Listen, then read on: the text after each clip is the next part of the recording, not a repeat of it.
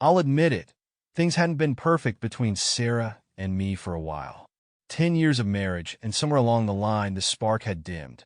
We weren't enemies, but we weren't the same giddy 20-somethings who couldn't keep our hands off each other, either. That's why I thought the gala might be a fresh start. When I handed Sarah the tickets, her face lit up like I hadn't seen in years. It was an exclusive masquerade gala, something out of a movie. Masks, mystery, champagne, and maybe, just maybe, a chance for us to reconnect. I wanted to remind her, and maybe even myself, of who we used to be. The night of the gala, she looked stunning. Her mask, a delicate black lace design, framed her face perfectly in her red dress. Well, let's just say she turned heads. She was still the most beautiful woman in the room. I felt like I was winning, like this was the reset we needed. For a while, it was perfect. We sipped champagne, laughed at the absurdly pretentious guests, and danced.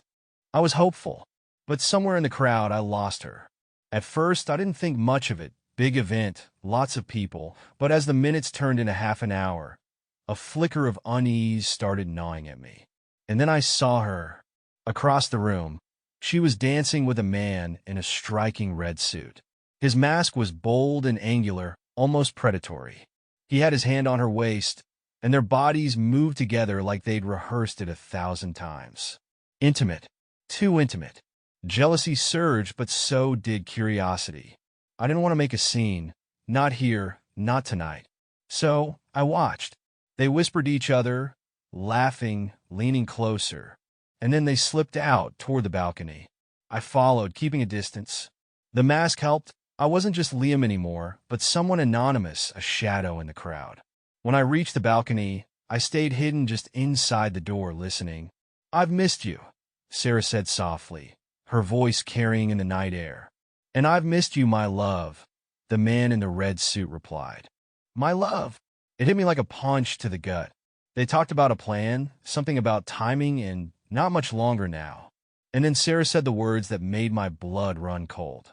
"Soon, we'll have everything we ever wanted." I stumbled back before they could notice me, my heart racing. Everything we ever wanted? Who was this man? And what future didn't include me? I didn't confront her. Not then. Instead, I slipped away, blending back into the crowd. The night was a blur after that. Sarah returned to me eventually, smiling like nothing had happened. I played along, pretending not to notice the faint scent of his cologne clinging to her. But I knew I couldn't ignore this. Not anymore. And so began the week that would shatter everything I thought I knew about my wife and myself. I didn't sleep that night. Sarah fell asleep easily, her mask set neatly on the dresser, a slight smile lingering on her lips like she was dreaming of something or someone else. I lay there staring at the ceiling, replaying the balcony scene over and over in my head. Her words echoed like a mantra. My love. Soon, we'll have everything we ever wanted. The next morning, I tried to act normal. Over breakfast, I asked how she'd enjoyed the gala. She gave me a non-committal, "It was lovely," and mentioned how tired she was. I watched her carefully, wondering if she could sense the shift in me. If she did, she didn't show it. Sarah was an expert at keeping secrets, or so I was beginning to suspect. I couldn't confront her yet. Not without more. I needed to know who the man in the red suit was and what this plan of theirs entailed. So, I did what any rational person wouldn't admit to doing. I started watching her. The next few days were uneventful. Sarah went about her routine, seemingly unaware of my newfound suspicion. But I started to notice things I hadn't before, like the way she checked her phone with a faint smile and quickly tucked it away when I entered the room, or how she left the house earlier than usual, claiming she was meeting friends or running errands. Thursday night was when I got my first real lead. Sarah left for what she called a book club. I stayed behind, pretending to have work to catch up on, but as soon as she was gone, I grabbed my car keys and followed her. She wasn't heading to any book club. Her car stopped at a small cafe on the edge of downtown. I parked a safe distance away and watched as she entered. Moments later, the man in the red suit walked in, minus the mask. I'd recognize him anywhere. His angular features and sharp suit screamed wealth and arrogance, like someone who was used to taking what he wanted. They sat at a corner table, leaning in close as they talked. I couldn't hear them, but their body language said enough. At one point, she laughed and placed her hand on his. My stomach churned. When they left, I stayed behind. The waitress came by to clear their table, and I noticed a napkin she'd left behind. It was folded neatly with something written on it. Heart pounding, I waited until the coast was clear, then slipped inside to grab it. 2 words were scrawled in her delicate handwriting. Tomorrow. Midnight. I had no idea what it meant, but it was the first breadcrumb on a trail I wasn't sure I wanted to follow. Yet, I couldn't stop myself. I was too deep now. That night, Sarah came home, kissed me on the cheek, and slipped into bed as if nothing was wrong. I stayed awake, clutching the napkin like it was a map to a hidden treasure or a time bomb. Friday crept by like a shadow, heavy and suffocating. Sarah was cheerful, almost radiant, as if the weight of our recent distance had lifted for her. For me, it was unbearable. The napkin burned a hole in my pocket all day. Tomorrow. Midnight. It played on a loop in my mind, a siren song daring me to uncover the truth. By 11:30 p.m., Sarah had long since gone to bed. I feigned exhaustion earlier, too, but now I sat in my car a block from our house, the engine idling as I waited for her to make her move. Sure enough, at 11:45, her car pulled out of the driveway. My heart pounded as I followed her at a careful distance. She drove downtown, weaving through the streets until we reached the industrial district, a place of abandoned warehouses and dimly lit streets. She pulled into a gated lot, punching in a code I couldn't see, and disappeared inside. I parked down the street and walked cautiously to the gate, peering through the bars. The building was massive, its windows glowing faintly from inside. It wasn't abandoned. It was alive. The low hum of activity floated through the air, voices, machinery, the occasional burst of laughter. But what struck me most was the line of sleek black vans parked in neat rows along the building. This wasn't some romantic hideaway. This was something bigger, something dangerous. I scaled the gate, my palms slick with sweat, and slipped into the shadows. My heart raced as I crept closer to the building. From an open window, I could hear muffled voices. I strained to make out the words, crouching low beneath the sill. "Tonight is crucial," a man said. His voice was sharp and commanding, like someone used to giving orders. "Yes, everything is in place," Sarah replied. My stomach clenched at the sound of her voice, confident, focused, and entirely unlike the Sarah I thought I knew. "We'll take them by surprise. No one will suspect a thing." I leaned closer, desperate to hear more, when a flashlight beam swept past the window, illuminating the ground near me. I ducked back into the shadows, heart hammering in my chest. Footsteps approached, slow and deliberate. My breath hitched as I pressed myself against the wall, praying I wouldn't be seen. The footsteps paused, just on the other side of the wall. For a moment, I was sure I was caught. But then they retreated, fading into the hum of activity. When I dared to look again, I saw Sarah and the man in the red suit exiting the building, flanked by 2 others dressed in black. They carried briefcases and moved with purpose toward the line of vans. Sarah laughed at something Red Suit said, her voice ringing out in the quiet night. I slipped back to my car, my mind reeling. Whatever they were planning, it was happening tonight. This wasn't just an affair. This was something far worse. Back at home, I paced the living room, debating my next move. Do I call the police? Confront her? Pretend I know nothing? Every option felt like a trap. But one thing was clear. Sarah wasn't the woman I thought she was, and the life we'd built together was crumbling beneath me. I didn't sleep.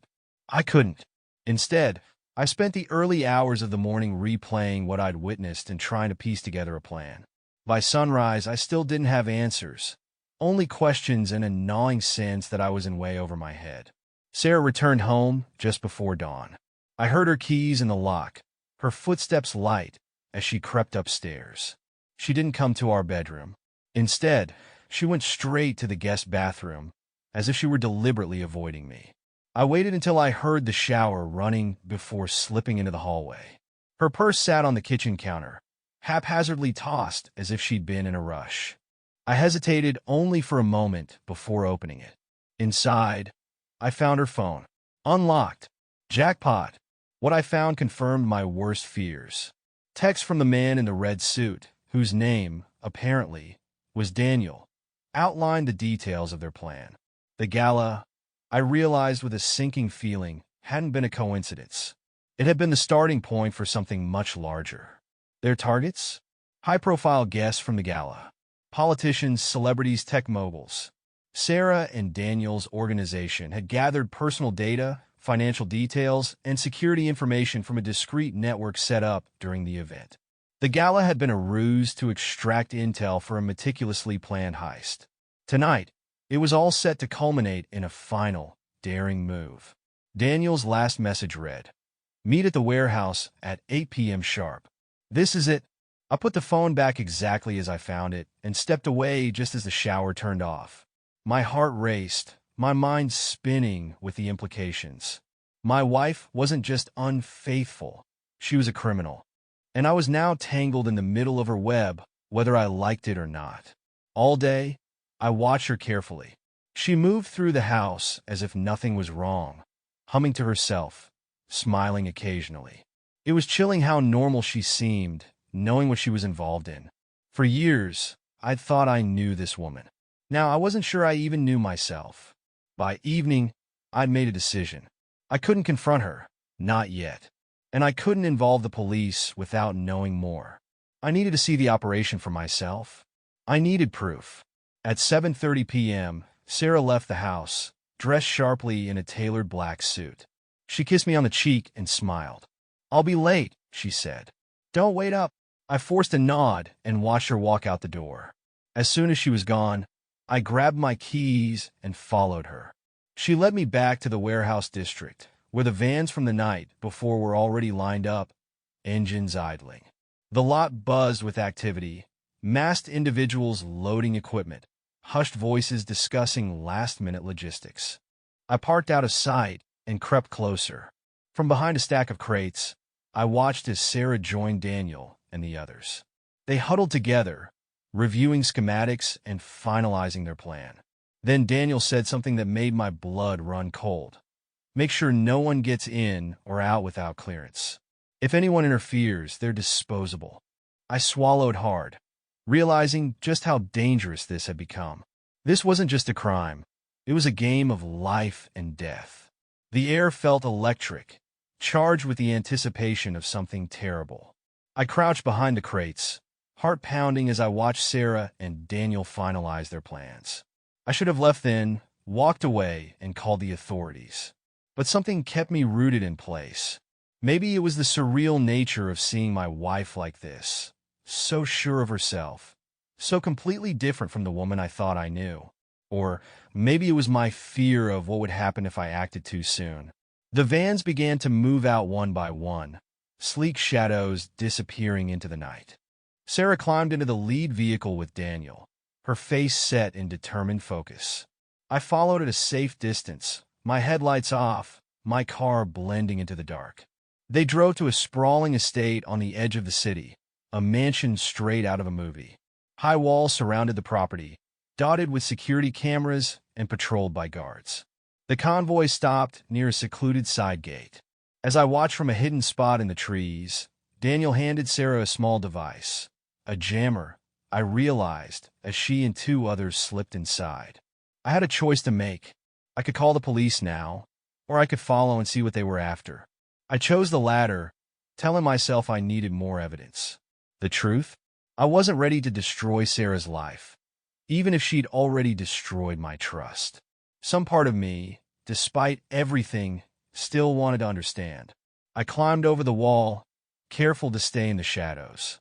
Inside, the estate was a maze of manicured gardens and marble pathways.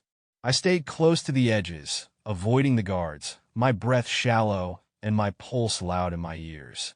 From a distance, I saw Sarah and her group disable a window alarm and slip inside the mansion. My stomach twisted as I realized where they were headed.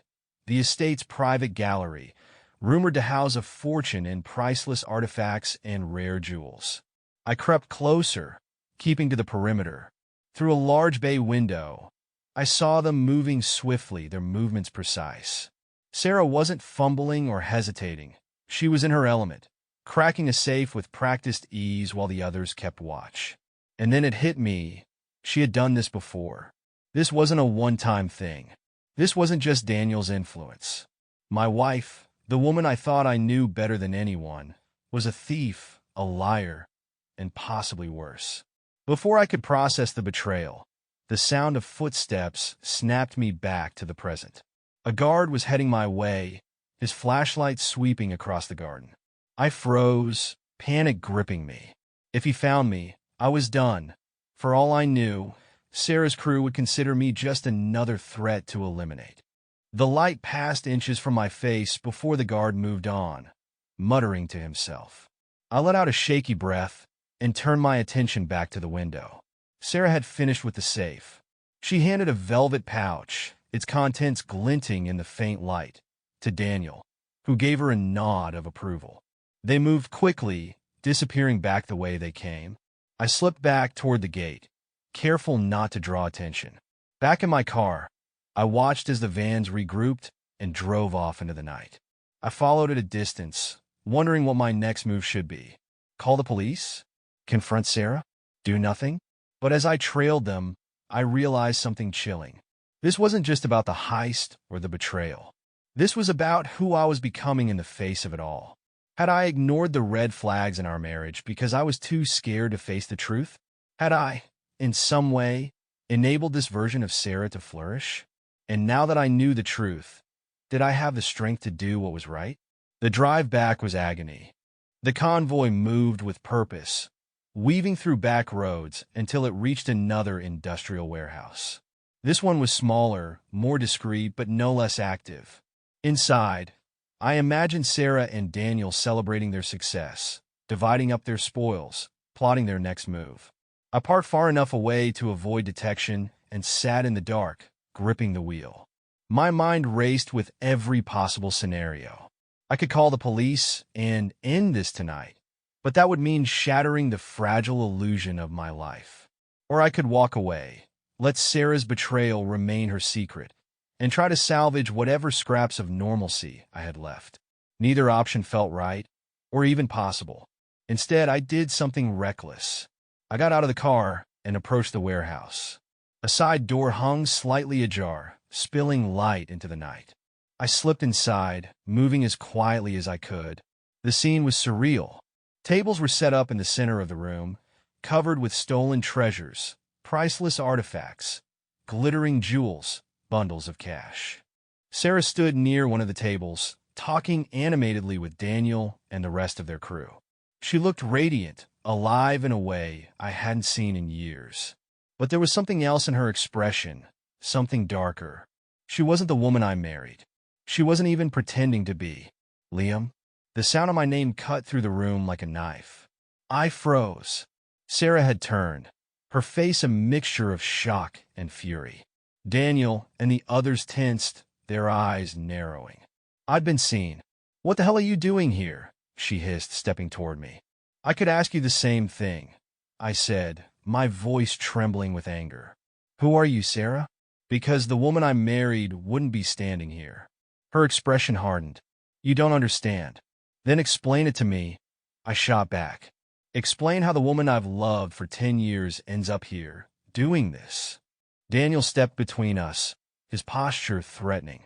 You need to leave, he said. Now. Not until I get answers, I said, my gaze locked on Sarah. You owe me that much. For a moment, I thought she might tell me the truth.